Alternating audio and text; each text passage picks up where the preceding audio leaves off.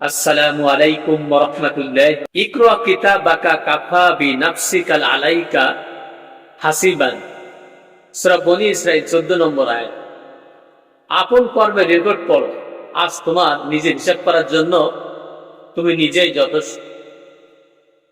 এই পৃথিবী থেকে একদিন আমাদেরকে চলে যেতে হবে, সবকিছু ছেড়ে, সবকিছু ফেলে আমাদেরকে চলে যেতে হবে।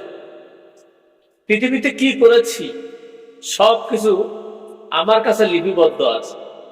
আমি আমার নিজের থেকে চিন্তা করলে, হিসাব করলে সবকিছু হিসাব পেয়ে যাব কি করলাম।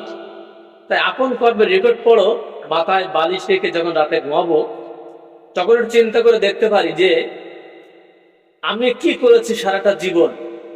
আল্লাহর পক্ষে ছিলাম না রসুলের পক্ষে ছিলাম, ভালো কাজ করেছিলাম না খারাপ কাজ করেছিলাম, তার উপর নির্ভর হবে আমার জান্নাত জাহান্নাম।